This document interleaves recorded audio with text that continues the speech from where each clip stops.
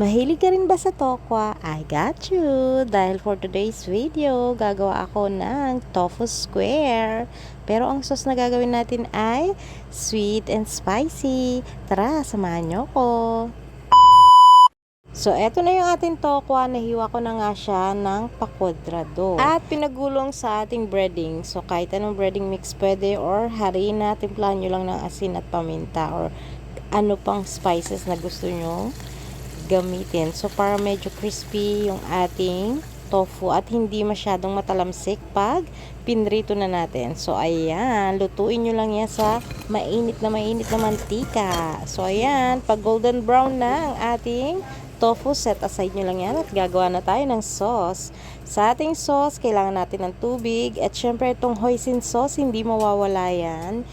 Kung wala kayong hoisin, okay lang. Pwede na ang oyster sauce. And then, lagyan natin ng suka, sriracha, brown sugar, soy sauce, asin, paminta, at ang cornstarch pampalapot. Haluin mabuti hanggang matunaw ang ating cornstarch. Tapos, nagyadyad ako dito ng 2 butil ng bawang. Pwede rin yung dagdagan ng ginger. Wala kasi akong ginger, kaya bawang na lang ang nilagay ko.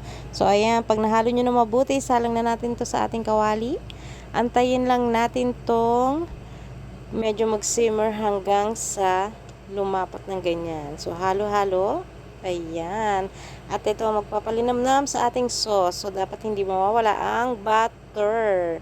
So, yan. Ready na ang ating sauce. Pag malapot na, i-drizzle nyo lang yan sa ating tofu square na super crispy ang pagkakaluto natin sa ating tokwa. Naku, napakasarap nito guys. Sauce pa lang, ulam na. At itap lang natin yan ng onion spring. So, ayan. Ready na ang ating tofu square with sweet and spicy sauce.